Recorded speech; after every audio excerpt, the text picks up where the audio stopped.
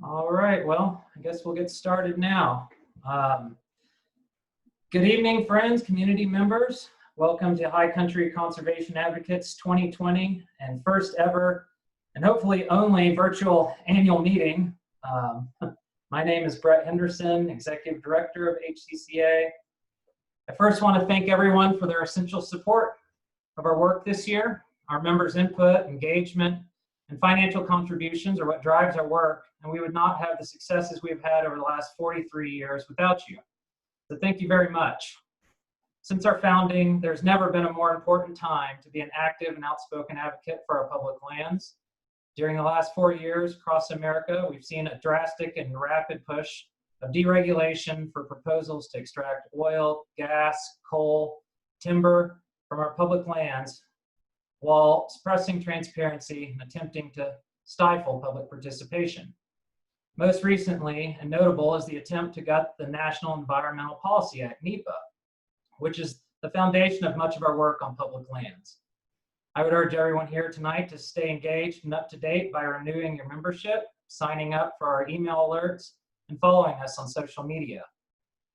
Through all those outlets, you'll find up-to-date information on what's taking place here locally, regionally, and nationally at times. We try to make engaging in these processes straightforward so you can easily participate and stand up for public lands, water, and wildlife. But there is also much to celebrate this year. We have succeeded in preventing further coal mine expansion in the North Fork of the Gunnison, worked with the Forest Service to reduce the size and scope of the Taylor Park timber proposal, and continue to work with the town, county, and Mount Emmons Mining Company to find a path forward toward permanent protection of Mount Emmons. Even with the challenges this year has brought, our organization has found a way to succeed and rally like-minded members like you to protect why you love it here. There's also never been as many opportunities to find a project that you connect with and can engage in. Whether it's wilderness advocacy as part of the GMUG Forest Plan revision, one of our many sage-grouse habitat restoration projects taking place throughout the valley very soon, so please sign up if you're interested, or supporting in-stream flows for our local watershed. The time is right to become more involved on the ground with HCCA. On our homepage, hccacv.org, you'll find opportunities to sign up for one of our many upcoming stewardship projects, links to comment on proposals, or to renew your membership.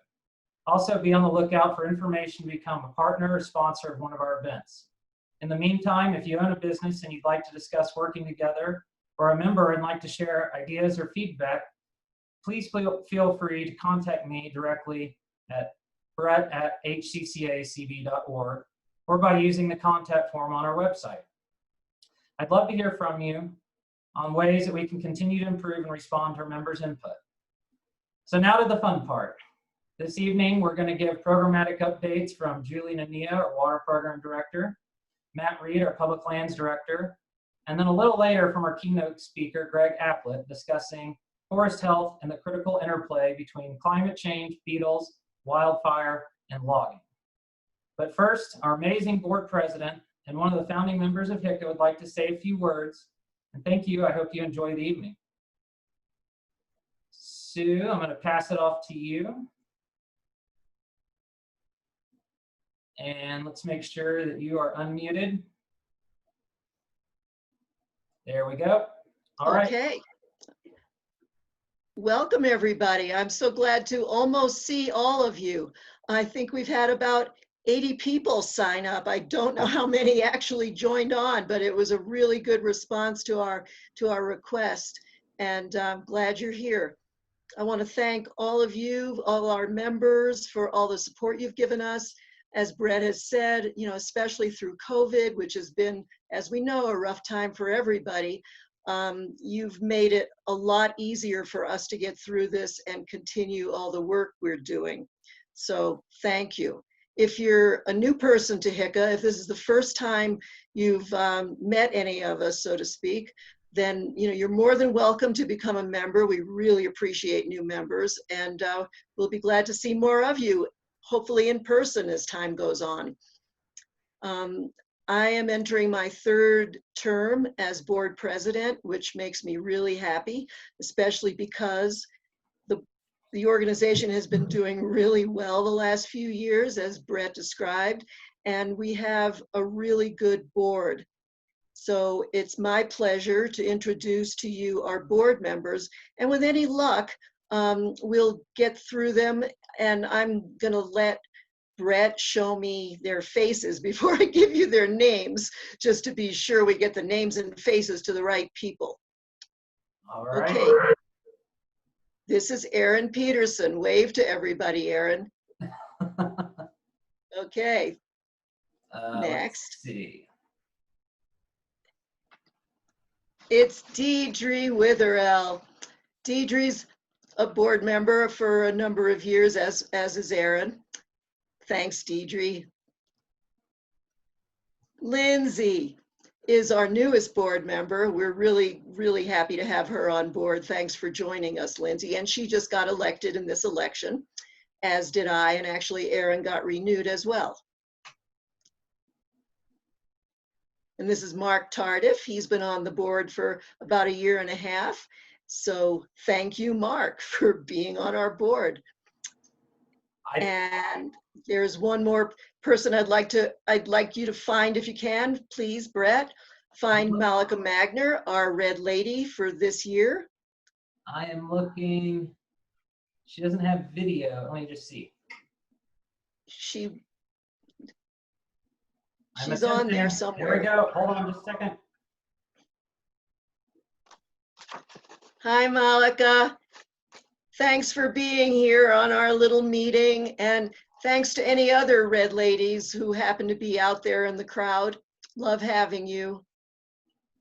And now there's something really special I want to bring to everyone's attention, and that is that Brett and Matt have been with HCCA for 10 years each.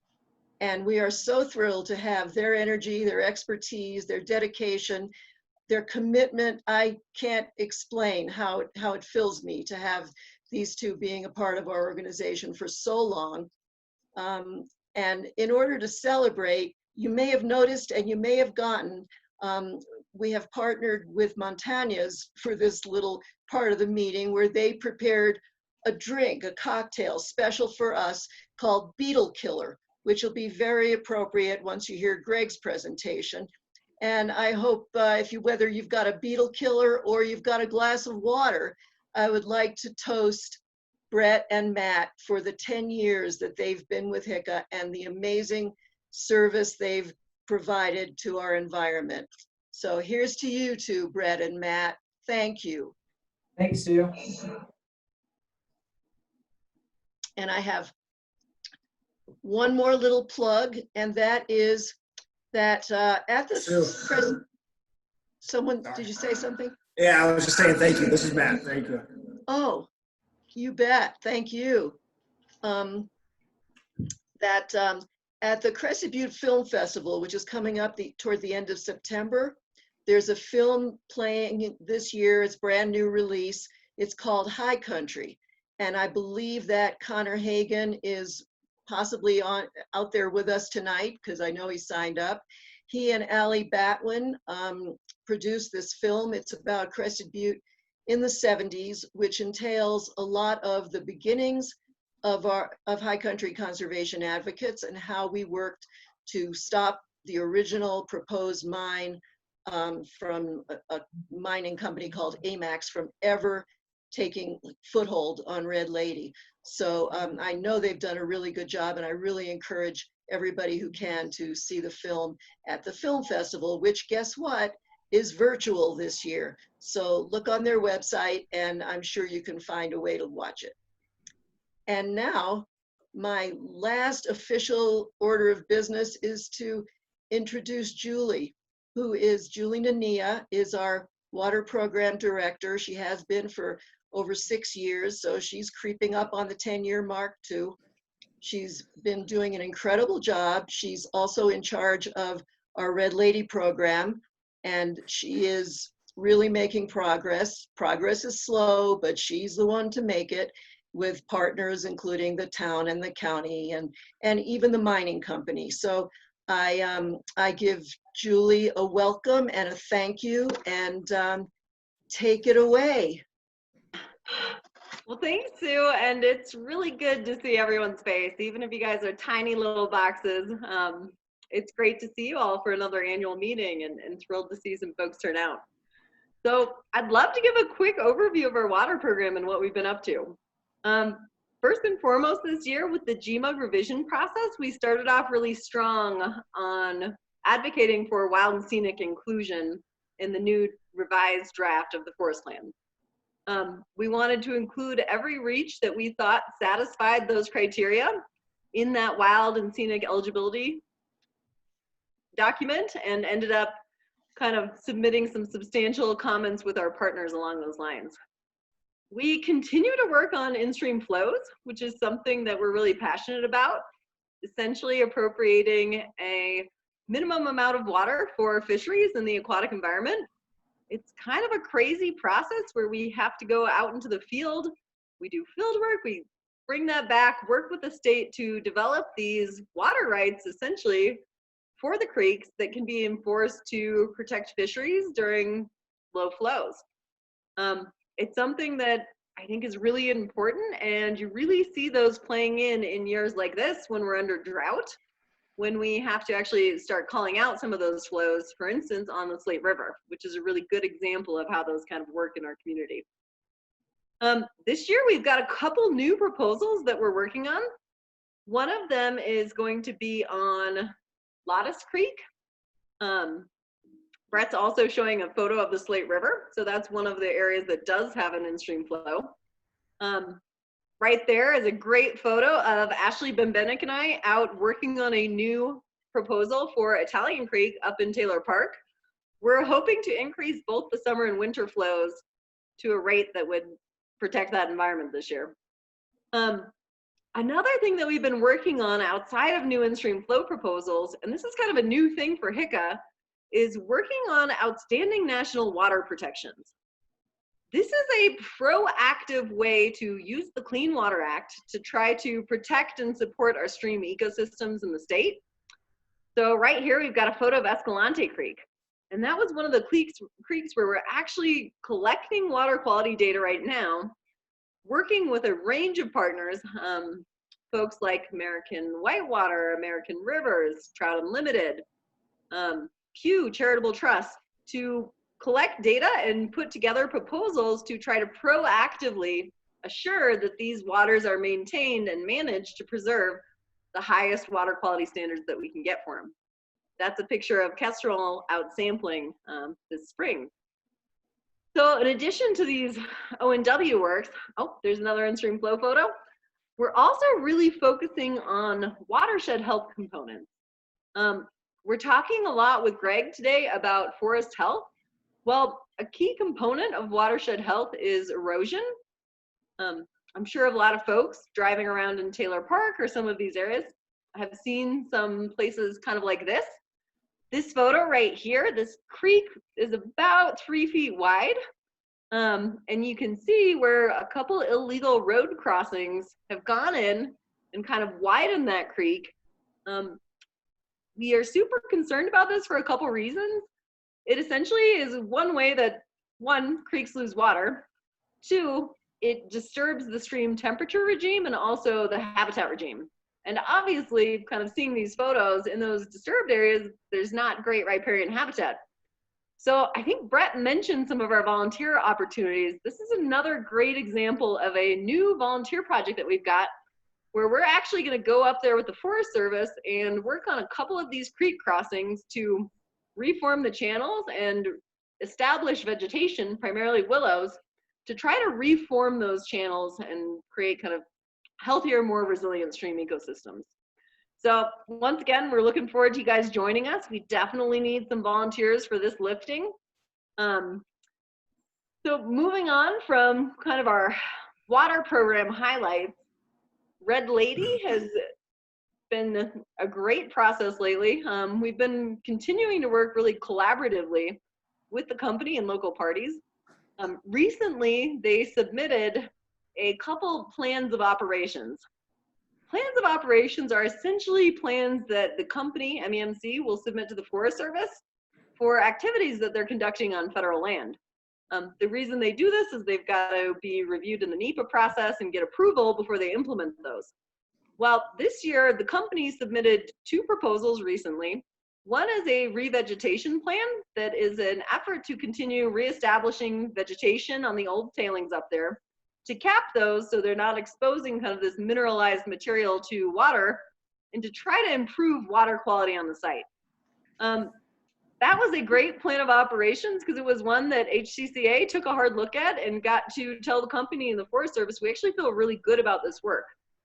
They also submitted another stormwater management plan, which is seeking to kind of improve the tailing ponds up on the site, to do a little bit of earthwork to make sure that we're a little bit safer down valley in case we have some of those big precipitation events.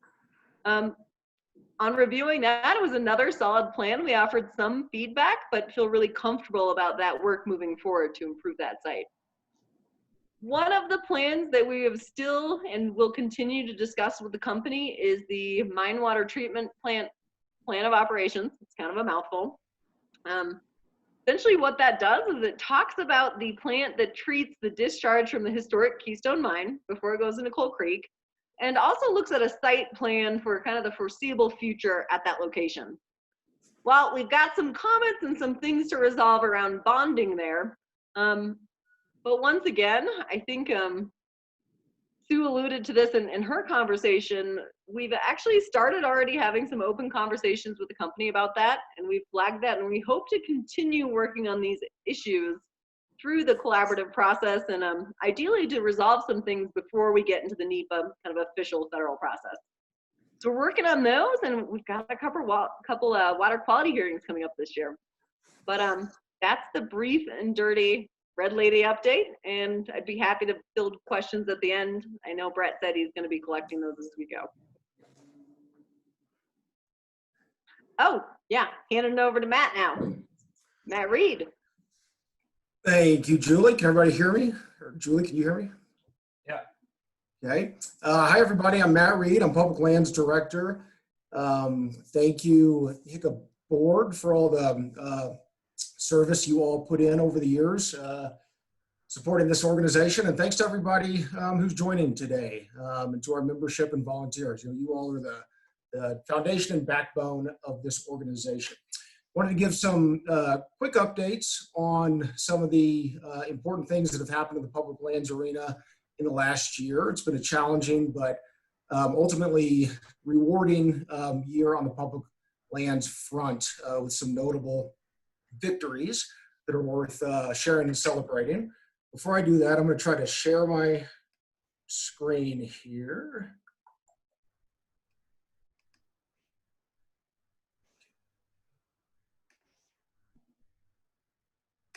Can you see that, Brett? Yep. Okay. So this beautiful aspen forest, that is the Sunset Roadless area of Gunnison County, Gunnison National Forest, just over the border of Kepler Pass, since at least 2010. Since I started at HCCA in January 2010, our organization has been challenging the expansion of the West Elk coal mine into literally this beautiful area here. We had a landmark legal victory in 2014, sent the Forest Service and BLM back to the drawing board. Fast forward a few years, this March, HCCA and our partners had a tremendous legal victory with the Federal Court of Appeals that rejected the coal mine expansion and threw out the North Fork coal mine area exemption to the Colorado roadless rule, thereby, for now, protecting this beautiful landscape. Despite that, lo and behold, got a surprise phone call in early June that this had happened in that same area.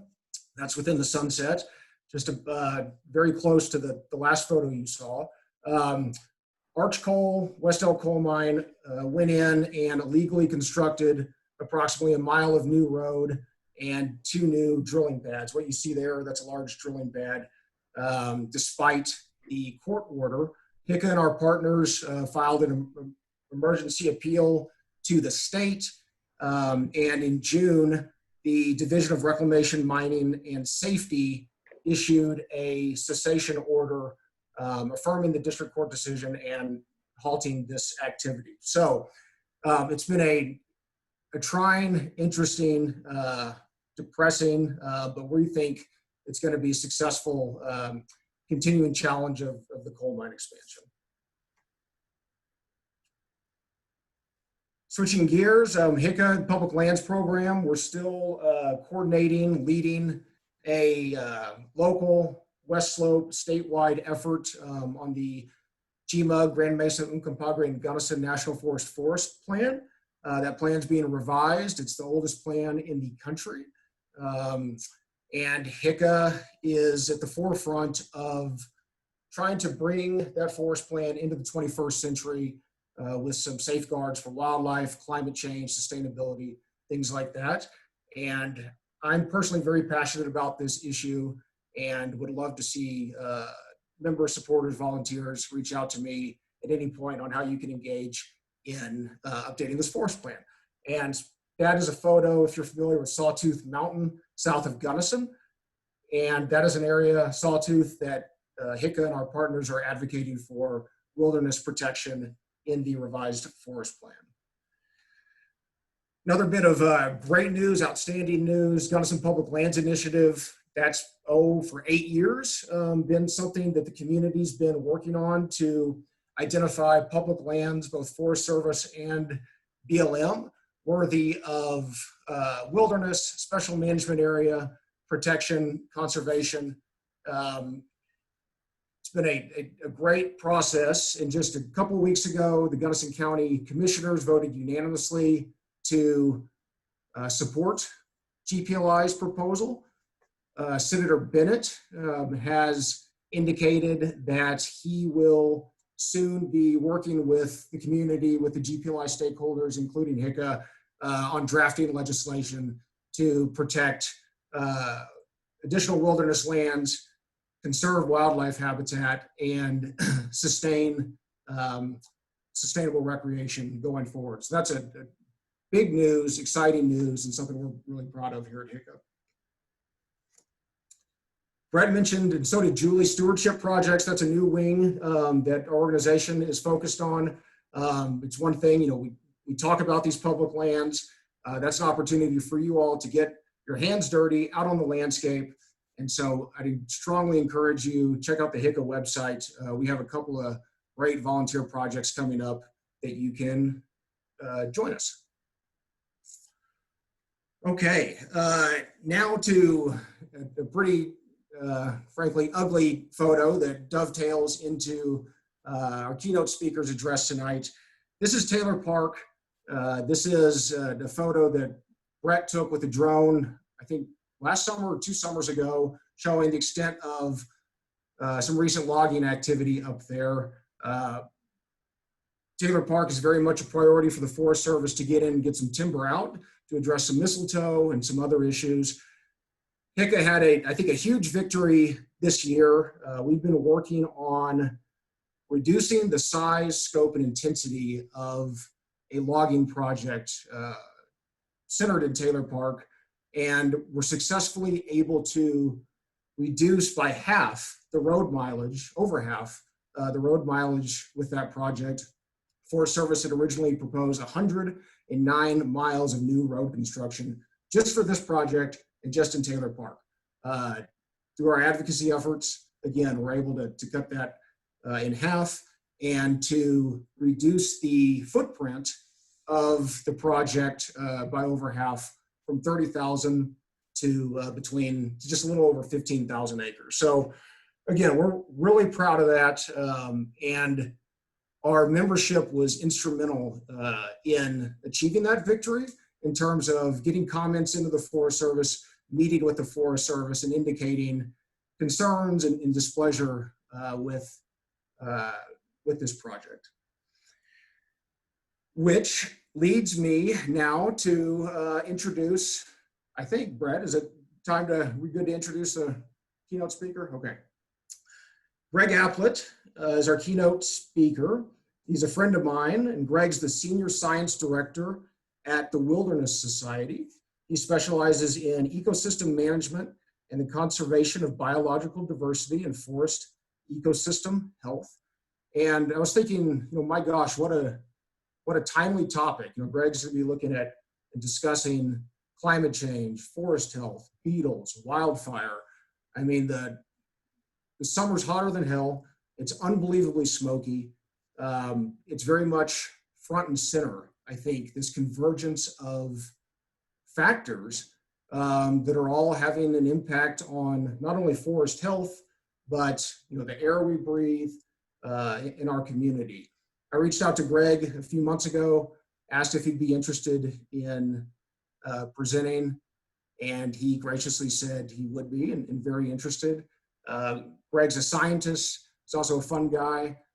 He's very familiar with Gunnison County Forest. Him and I have been out on the landscape several times, and it's just a great opportunity for us as staff, for board, and for the community to be able to hear what Greg has to say and present on this really critically important topic. So with that, I'm going to turn it over to Greg. All right. Let's see. Okay. All right.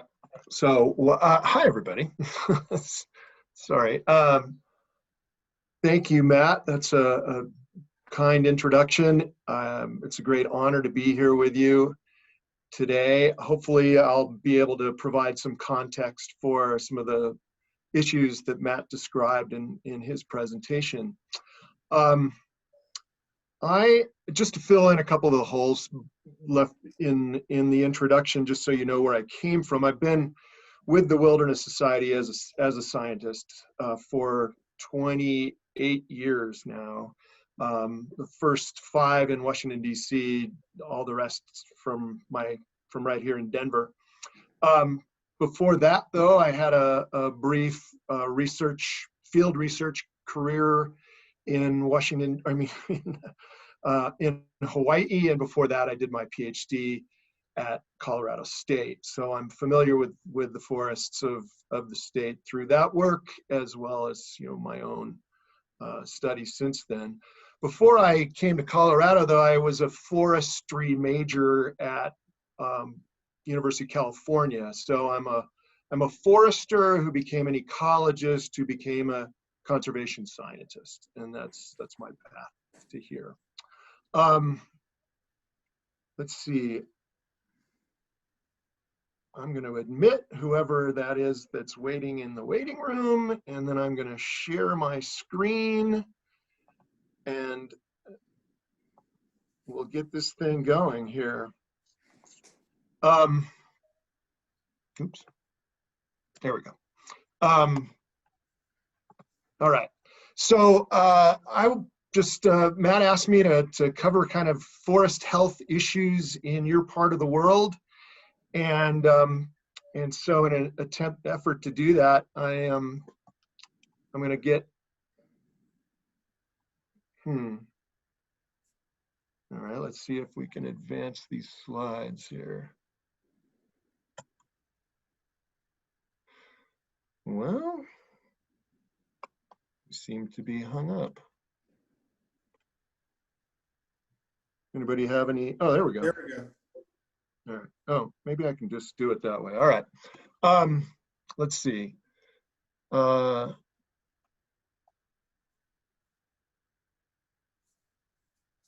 So just to briefly cover what it is I plan to talk about, I thought any discussion of forest health ought to start with sort of the basics of forest ecology. Then I thought we ought to talk about the common forest types of your part of the world. Then move from that into a little bit of discussion of change in forests and how that happens, and then talk specifically about the agents of forest health, the agents that drive the change in forests, and then close with a little bit of discussion of how foresters tend to manage forest health, and then we'll end up with a conclusion. So All right, I don't know if this is going to work. So I just started with a basic slide here of this. This is a one slide that contains 90% of what you're going to need to understand Rocky Mountain forest ecology. Basically, it just says that if you look at the Rocky Mountains, Central Rocky Mountains, it's Colorado anyway, temperature tends to increase as you go down, precipitation tends to increase as you go up. There are notable exceptions, but that's the general rule, such that at the low elevations, you have hot and dry weather, and at the high elevations, it's relatively cool and wet. That's the most basic part of forest ecology. The species that grow in the Rockies are adapted to those conditions and tend to, we start at the lowest elevations on the east side with ponderosa pine, on the west side with pinyon juniper woodland, and move up through a series of forest types into the subalpine. Not only are the species at low elevations adapted to the hot and dry weather, but they're also adapted to the conditions, the frequent conditions that support fire at low elevations. And so where you get at low elevations, you have a situation where we have fire coming frequently, but under healthy conditions, that fire the fire burns at low severities as a low, short ground fire. At the high elevations, though, the conditions that set up for fire are very infrequent. And so you have a buildup of fuels. And when the conditions finally do hit, the forests burn at high severity. So at the low elevations, as I said, your typical open ponderosa pine forest, this is a historical photo of an open, fire-maintained ponderosa pine forest. You can see the flame lengths in the upper right are short. It tends to scar trees such that you end up with trees that carry these cat faces of frequent scarring events. And what you end up with is a fire-maintained ecosystem where fire burns kind of harmlessly through the understory of the forest, burning up the seedlings and the downed logs and branches and keeping the forest free of fuel. At higher elevations, though, we have this infrequent stand replacing fire. And this is the type that's common to your part of the world. And so I'm not going to talk any more about those low elevation forests, except to revisit them in the subject of forest restoration. This is a picture, the picture on the left is actually a picture of a currently burning fire, the Cameron Peak fire that was taken earlier this week up west of Fort Collins. And you can see spruce beetle killed trees and your typical crown fire in the spruce fir ecosystem. That same kind of fire is typical of lodgepole pine and aspen. Picture on the right is the Churches Park fire. It was a aspen and beetle killed lodgepole fire several years ago in the Winter Park area. Both of these produce this kind of system, cartooned here with lodgepole pine, where instead of a fire burning harmlessly through the understory, you get big fires that come in and kill trees, and then the forest regenerates after that. And you end up with a forest composed of residual tall trees and patches of regeneration. This is actually a picture from the famous Yellowstone fires of 1988. So that's the typical normal course of fire in your part of the world: burning patches, killing everything within the patch, and starting the forest over. So I'll move from that kind of basic forest ecology into a discussion of what's unique about the different forests in your part of the world. Lodgepole pine, I'm sure you're familiar with it. It is a forest type that benefits from fire. It has this characteristic called serotiny, where at least some of the cones are on live branches, retain live seeds within them. And the cones only open when the branch dies, which happens following fire. And the seeds stored inside then rain down onto the forest floor.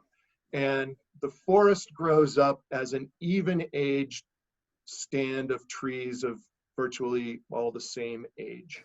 The picture on the, you can see that kind of structure in the picture on the bottom. The picture in the upper left is actually from a fire that occurred near the Colorado State University Mountain campus several years ago. And you can see the lodgepole pines growing up under the dead canopy of lodgepole. It's a fast-growing species. It matures early, produces cones, so that even if it burns again, it will still have cones ready to shower seeds down onto the forest floor. So now the forest zone above the lodgepole pine zone is the Engelmann spruce subalpine fir forest, common around Crested Butte.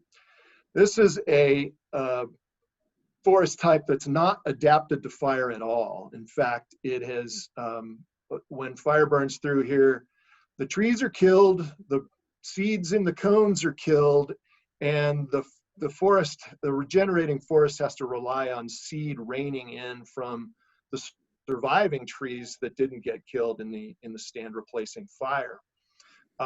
In these forests, fire burns very infrequently, generally considered to be an average fire return interval of 400 years. This is the forest type that I studied for my PhD. I found stands that with trees in it that were 800 years old. So we know that that fire burns very infrequently in those forests. For the record, those are the forests that are burning right now in the Cameron Peak fire. In fact, I looked at the map the other day and saw that one of my long-term sites just burned up this past week. So be interesting to revisit, see what's going on there. The forest is kind of interesting because it grows while the fir and the spruce seeds rain in together and grow up together.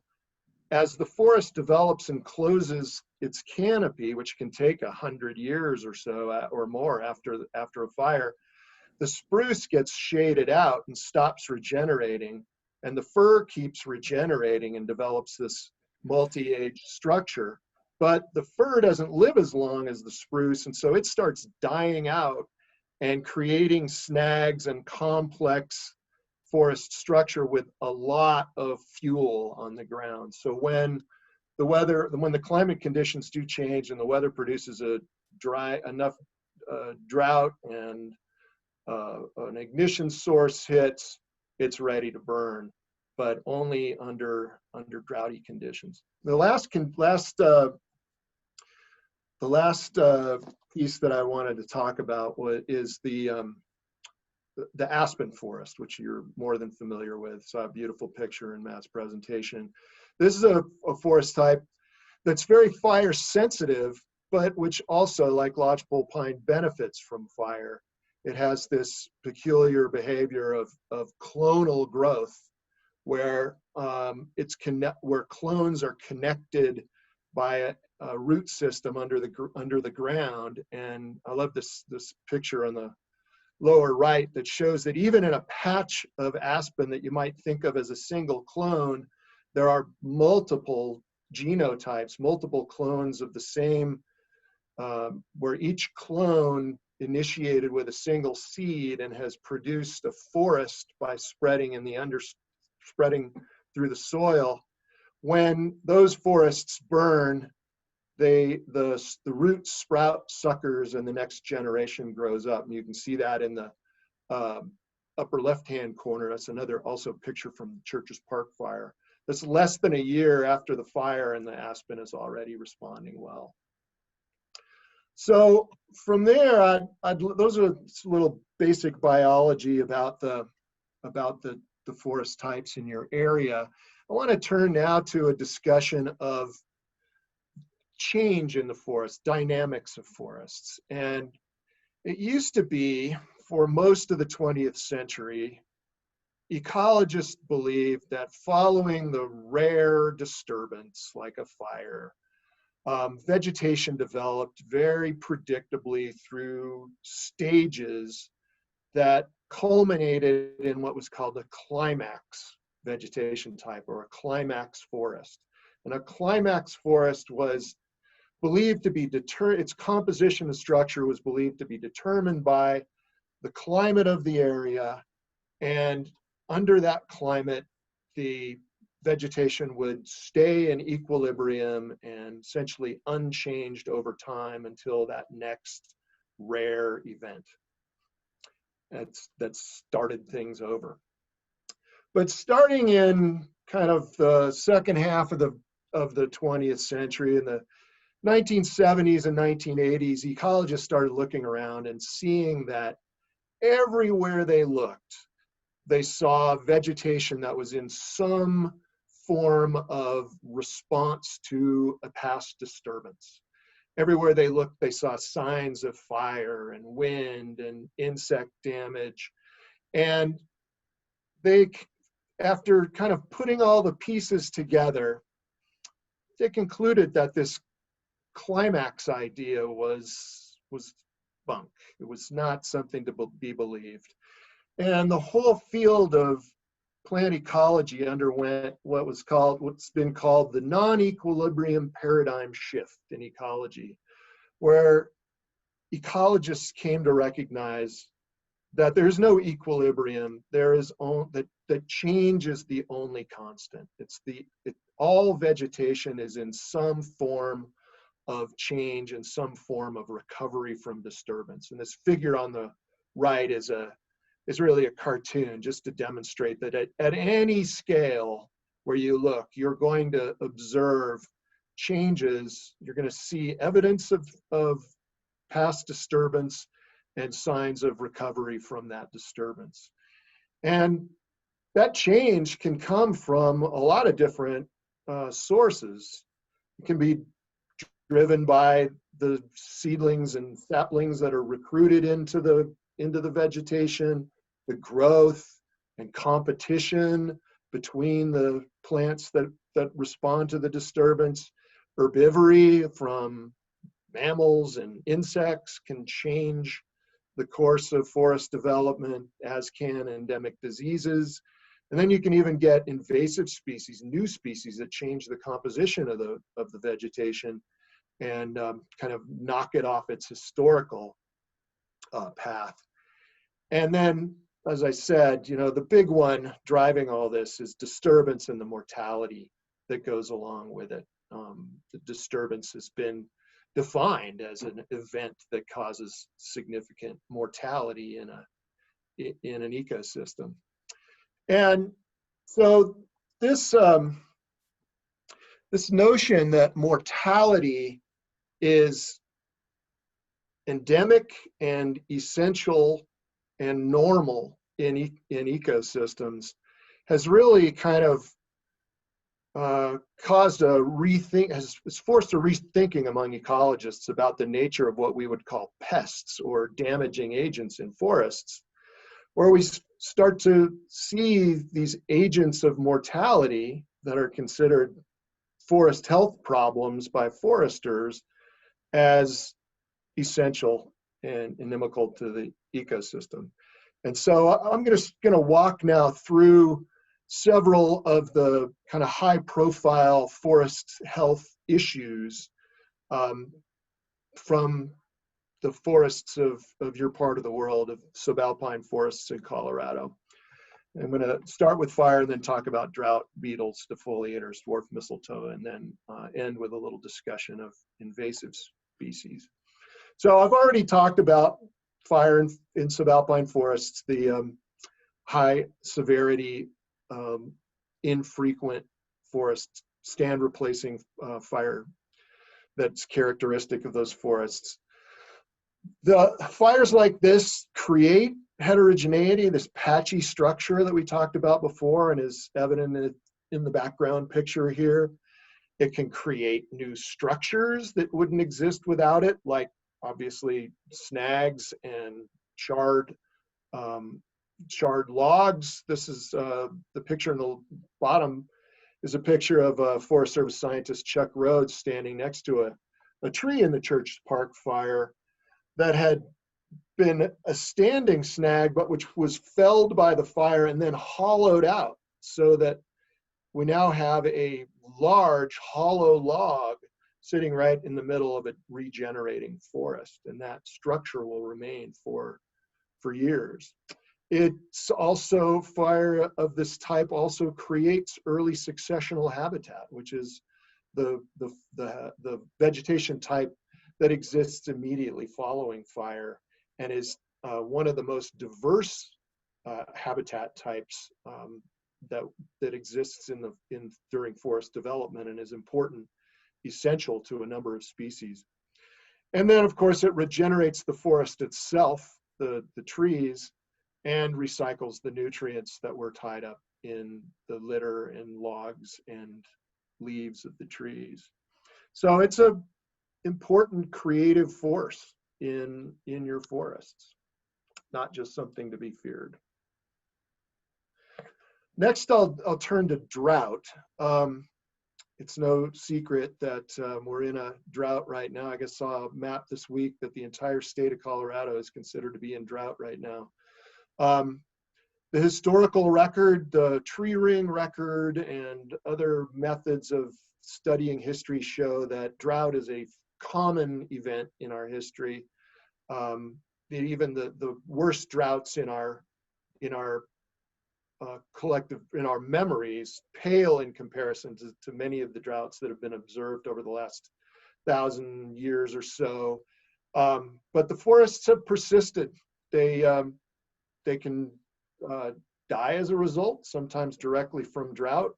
Other times, more commonly, the drought triggers some other mortality agent like a fire or a beetle outbreak. This picture here is a map from a research paper that was done on this phenomenon of sudden aspen decline, which was a great concern among foresters in the early 2000s, where people noticed that aspens were dying, whole clones were dying, and nobody really knew why. And so research scientists with the Forest Service went and studied the phenomenon and thought they were observing this complex of agents, diseases and insects. But then this forester right down there in Gunnison, in your part of the world, Jim Worrell, started studying maps and realized that that sudden aspen decline was really just a phenomenon, was aspen trees dying on exposed droughty sites during a very prolonged drought. And so this kind of a mortality event can cause range shifts. It can move the species out of where they are and uphill, as we've seen in the past, but it is a normal phenomenon, and forests generally recover. Next, I want to talk about bark beetles, which is on a lot of people's minds. The important point here is that bark beetles are a native part of the ecosystem. They've been here for thousands of years. Every native conifer in North America, at least, has bark beetles associated with them. Some are more lethal than others. Some just kill branches and tops of trees, but others are capable, obviously, of killing a lot more than that. They are an eruptive phenomenon, which means that most of the time they just kind of bumble along at a low population level, killing a few trees at a time, and then every once in a while the population spikes. The graph on the bottom of this figure is not actual population sizes, it's actually the volume of timber killed by a southern pine beetle in the southern United States over a 50+ year period. And so you can see that the beetle outbreaks have caused spikes in timber loss repeatedly over time. But most of the beetles prefer large trees.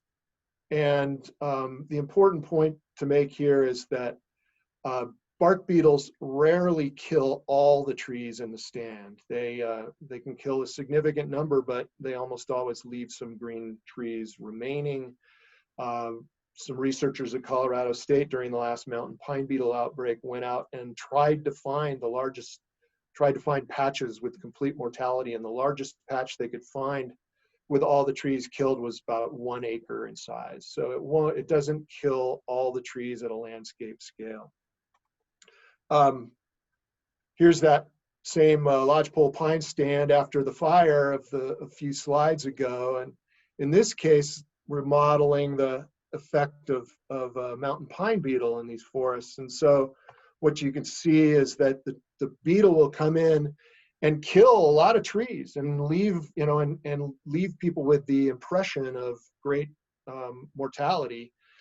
But there's almost always green trees left in the attacked stands. And over time, those red needles will fall off. The gray trees will kind of recede into the background. The remaining green trees will grow. If the mortality is great enough, it'll trigger the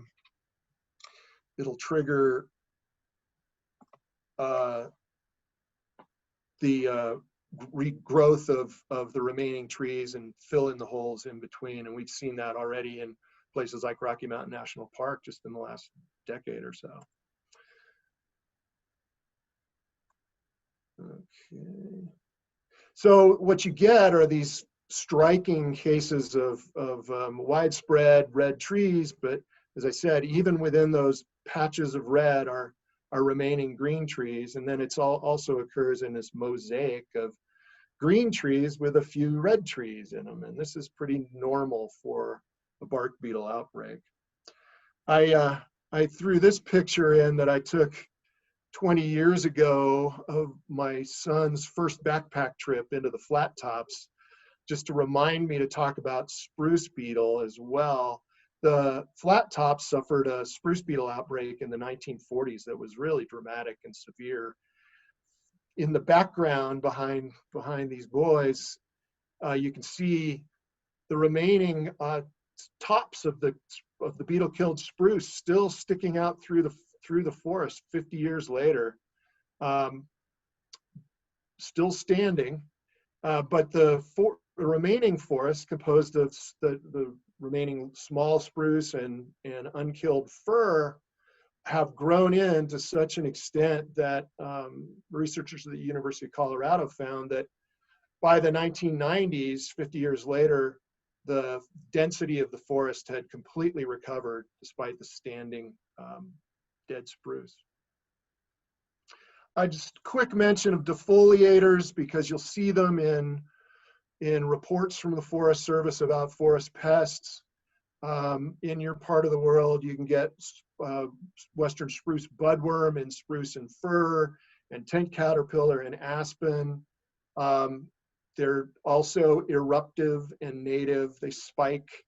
The spruce budworm can kill one of its hosts, Douglas fir, at low elevations, but rarely kills trees in the high elevation, although it can disrupt crown form. When I first started my dissertation research up around Cameron Pass, all the fir had this weird hourglass look where they had this pinch point in the middle left over from a spruce budworm outbreak that had consumed the needles and left the tree kind of partially injured.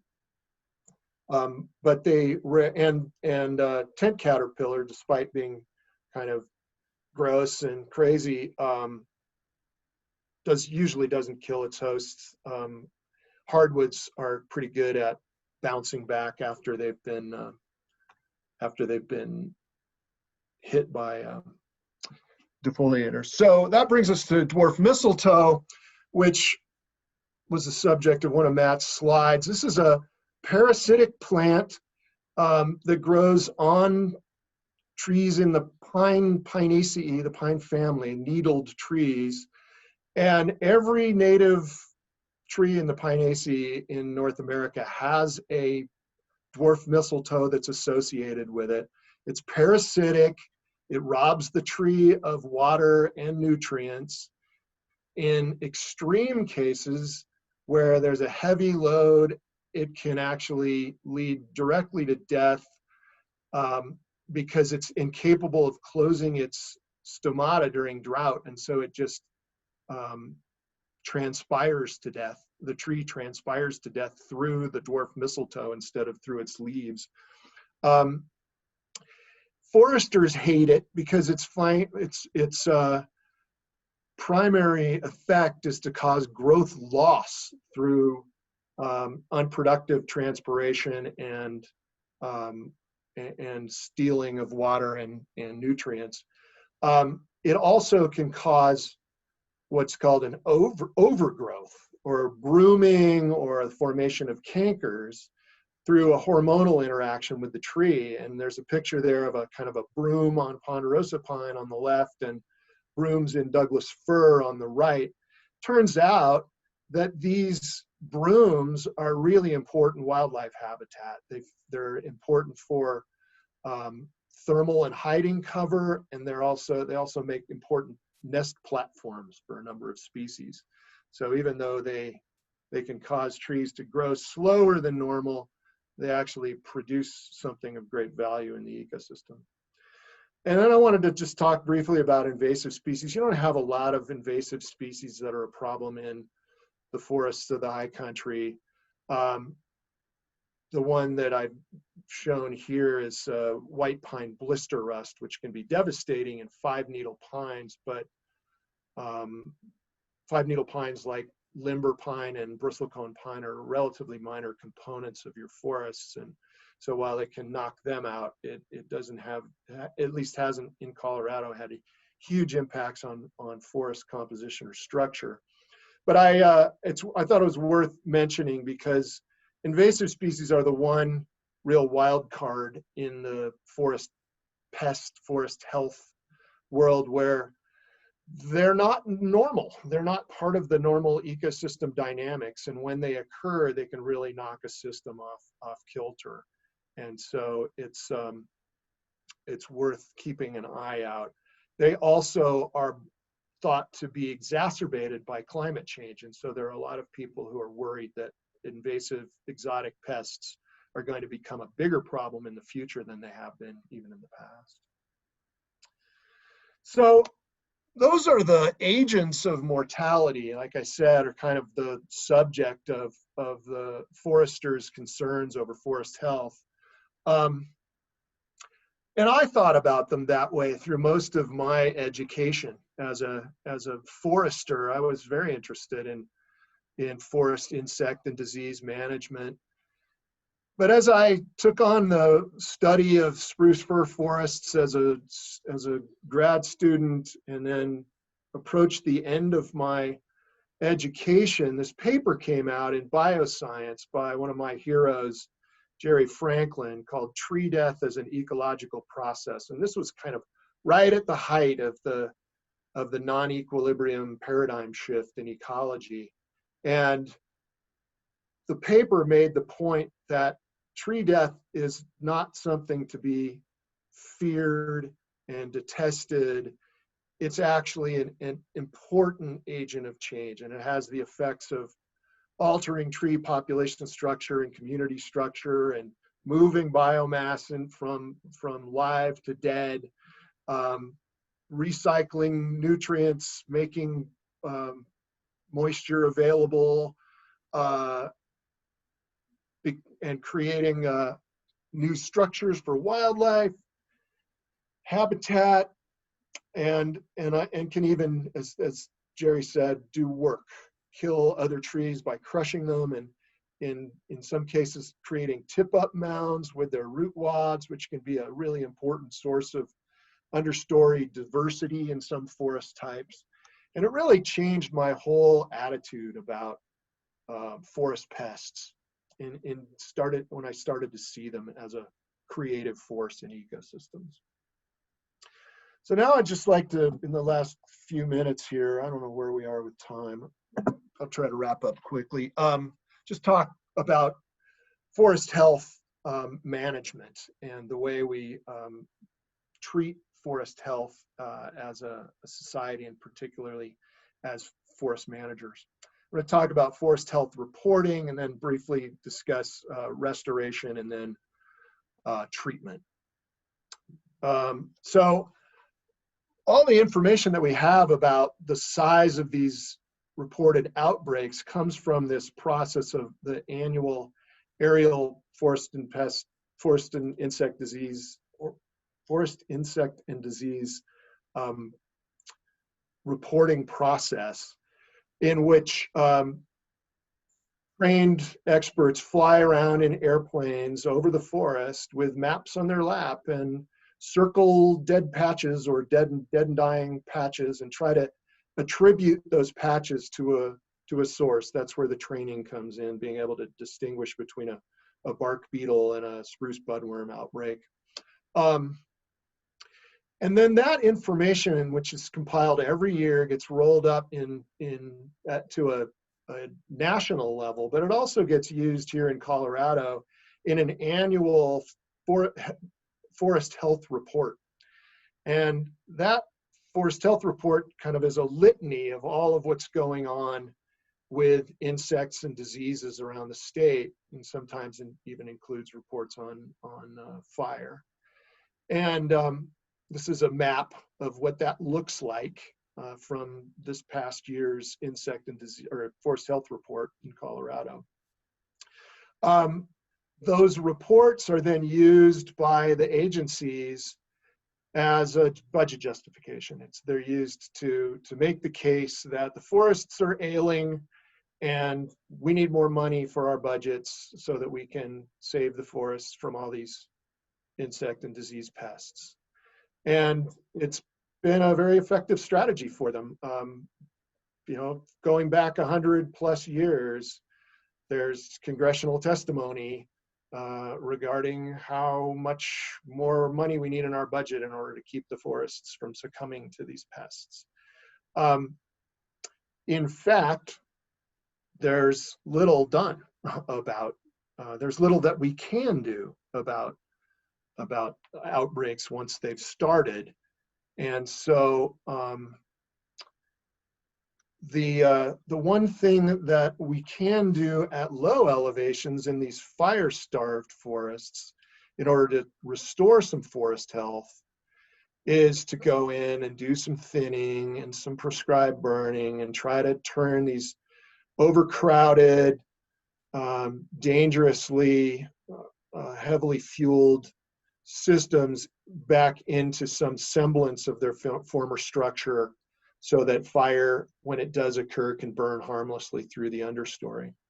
But that's a low elevation priority. It's not a big issue where you live. I think the GMUG is less than 10% of this low elevation, high frequency, low severity fire type. So most of what you're dealing with in forest health treatment can be fit into these three categories of what foresters call sanitation, which is going in and cutting out the sick trees before an outbreak or before an infestation becomes an outbreak. Turns out that that's prohibitively expensive in most cases. It requires access that doesn't exist in most places. It works in places like southern pine plantations that are well roaded and where every tree has a name and an address.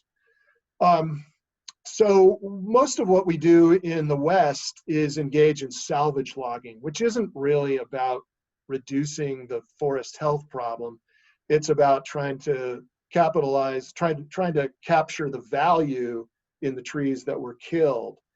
As I said, often not all the trees are killed, and so salvage logging, if it was just pure salvage logging, would leave those trees, but that can create a logistical problem for loggers, unsafe conditions. And so very often what the agencies decide is that it's not worth it to just take the dead trees. We will just kind of declare the whole thing a loss and start the forest over using clear cutting. And that appears to be what was the case there in Taylor Park in the picture that Matt showed. So that's kind of what you're looking at in terms of treatments. And I think what you guys are experiencing in Gunnison County today. So that's kind of takes me to my final slide. I just want to leave you with a few thoughts that hopefully came through in the presentation today. The first is, rather than thinking of tree death as a horrible event, think of it as a creative force, creates structure and habitat and regeneration. Think of forests not as static, beautiful, pretty things, but as a changing dynamic system. And think of a healthy forest as a changing forest. And then when you hear about a forest health crisis, be skeptical. Think about what the agencies are doing in order to try to have an impact to use our concern about forests to generate budgets, and recognize that in most cases a forest health crisis is just change that happens fast enough that we notice and slow enough that we think we need to do something about it. It's we need to be thinking more about our forests as dynamic, and we need to be thinking about the products of mortality as something important to the forest ecosystem. I don't know who first said when a tree dies, its life is only half over, but I dusted it off and used it in some congressional testimony on forest health back in the 1990s, and I think it says it all. So thank you for your time. I hope that provided some information, and I guess we're gonna go to some questions and answers at this point. Yeah, thank you, Greg. Gosh, that was amazing. And I'm glad there's people like you out there studying it and understanding it as well as you do. So thank you very much for that very thoughtful presentation. One of the things while we were doing that, I handed you off to the host. So if there were any questions in your chat bubble while you're presenting, they would probably be showing up on your screen right now. Do you see anything? I didn't practice this part of it. Yeah, it would be right next to the share screen at the bottom. It says chat right to the left of it, like a little bubble. Yeah, I'm familiar with it, but I don't see it. Okay. Let's see. Oh wait, here we go. Yep, I'm back. Okay. Well, let's see. I got a question here that says, let me see. It's really convenient to talk about forest health, but the non-equilibrium paradigm and the evidence indicates there's no such thing. The discussion of how to manage at the landscape scale suffers badly from the expectation that a forest or landscape has health, which implies a return to a previous state that is normal. We know that isn't true. Should we be advancing the conversation to move beyond that simplistic notion? Yeah, ideally. I mean, this notion of, you're absolutely right, this notion of health and that there's some normal 98.6 degree type condition for forests has been debunked thoroughly, but the term often leads people to think about forests in those terms. I think it would be great if we could have a more sophisticated understanding of forest health, but I've also kind of stopped worrying about it a little bit myself, just because I think that health as a heuristic can actually be helpful to people. We can think about forests as about the change in the forests as normal and healthy, rather than a static condition of the forest as normal and healthy. And I think land health, as Aldo Leopold described it, is a useful term that people can grasp intuitively and understand that there is a dynamic out there that we seek to achieve, that we don't want to see completely disrupted by things like invasive species and climate change that knocks the system out of its sort of normal dynamism. I hesitated to bring in the concept of historical range of variability, because that'd be another 45-minute talk itself just to describe. But there is this notion out there that there is a kind of bounded dynamism to ecosystems that we can think of as healthy, at least in terms of sustaining its forest's historical structure, function, composition, biodiversity. So I don't worry about it as much as I used to. Let's see. I got one here. Will clear cutting inhibit the forest's ability to regenerate?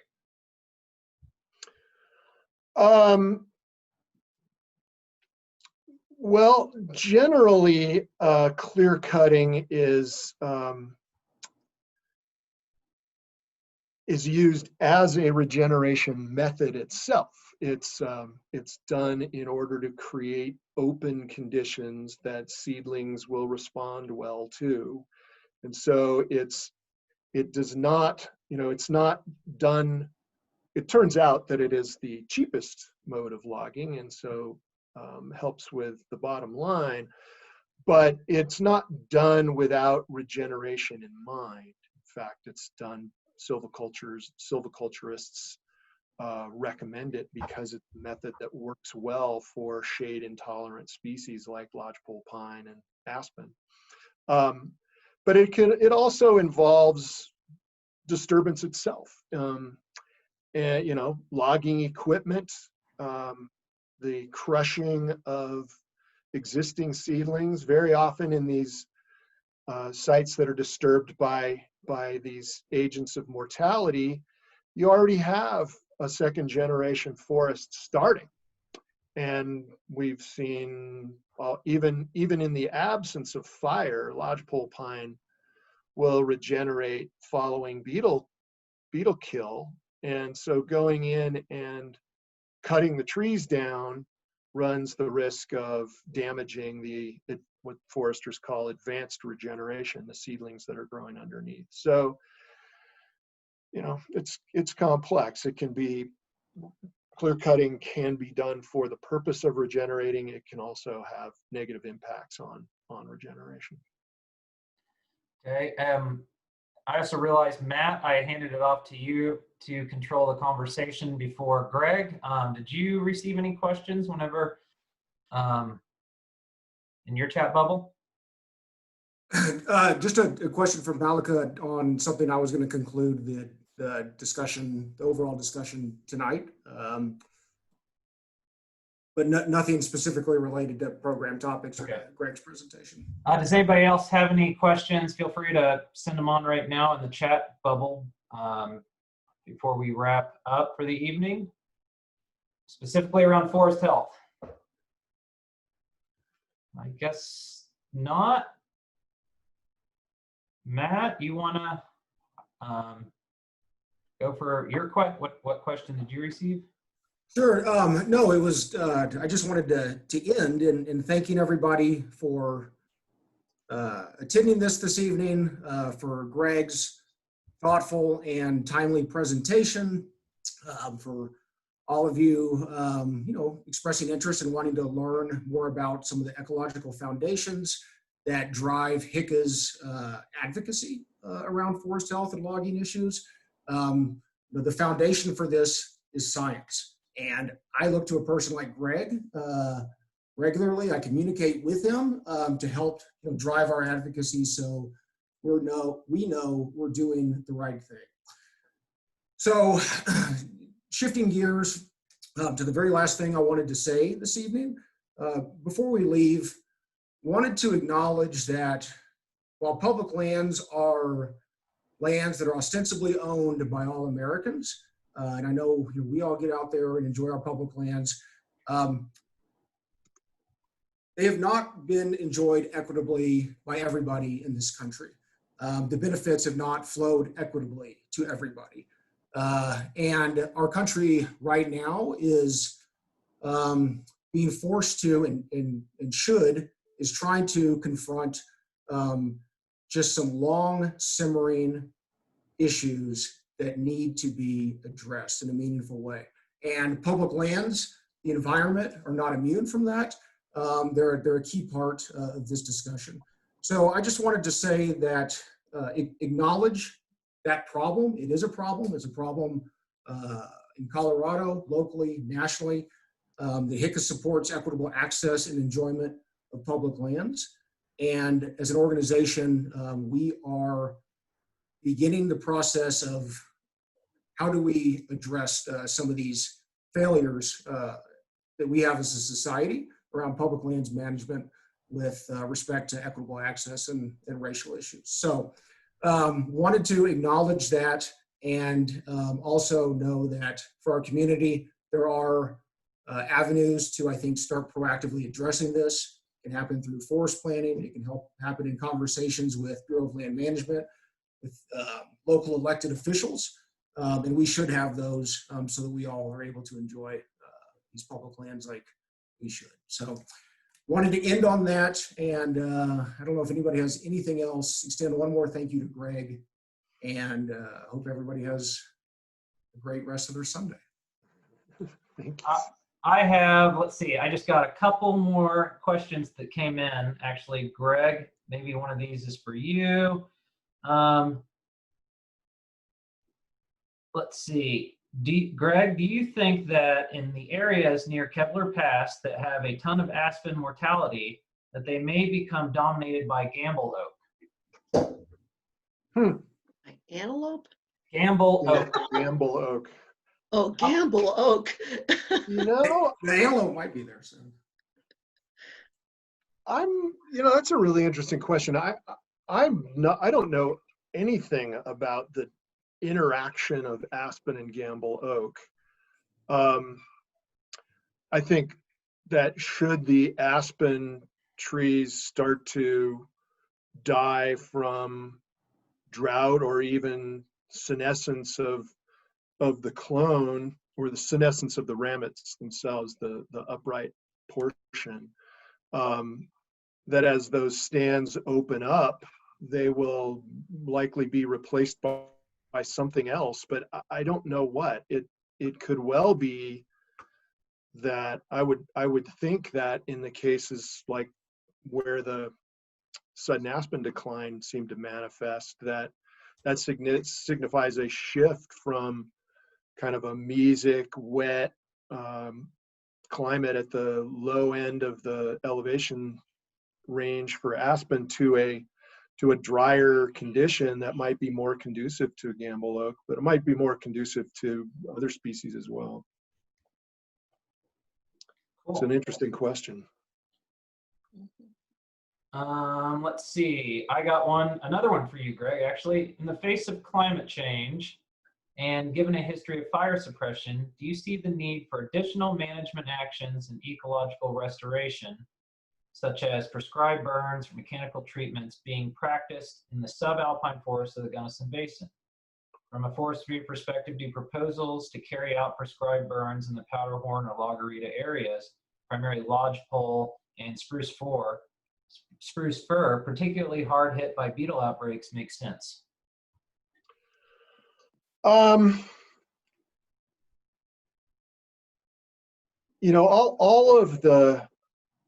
of the research suggests that the structure of these high elevation forests has not been dramatically impacted by the absence of fire for the last 150 years that we've been here. It just returns so infrequently that you can't even say that it's unnatural that there hasn't been fire in those forests. But as climate change runs the great risk in those forests of creating kind of novel, drier, more fire-prone conditions on a more frequent basis, it does kind of set up the forest for a big catastrophic fire. And I think that the kinds of fires that we're seeing have not been ecologically catastrophic. They're catastrophic in the sense of values at risk, but not ecologically. I think the biggest thing that we need to do is we need to stop putting out every fire that we can and let some of these fires burn under less than extreme conditions. Because what we have now, and what we're seeing this week, in fact, are fires that are burning under conditions where we can't control them. So the only fires that we get, we'd still put out 98% of fires in this country. So the only fires that we get are the fires that we can't control.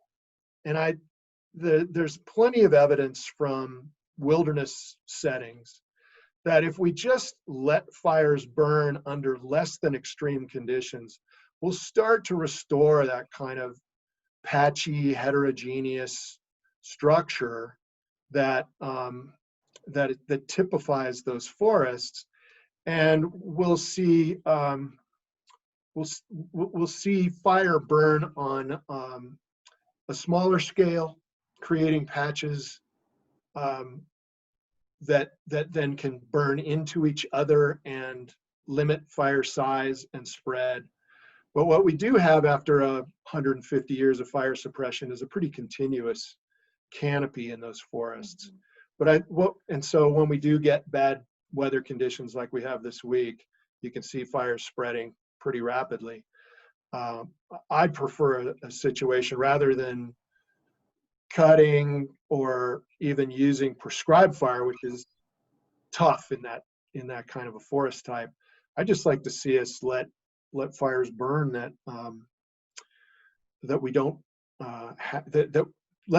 we should let fires burn that we can put out instead of leaving ourselves only with fires that we can't put out. Thank you. I'm not getting any more questions, so I assume no one else has any out there. So I'd like to just thank everybody, and thank you, Greg, especially for being willing to do this presentation for us. I'm sure we all learned a whole lot, and thank you for taking some of these questions. I owe you a fishing trip at some point when you make it down. I'll take you up on it. Absolutely. Yeah, I'd love to take you out. All right. And to all of our members and supporters that logged on tonight to participate in our annual meeting, thank you very, very much. This was a great success for all of us. Thank you. I'm looking forward to the next time we can all be together in person. Hopefully that's next year.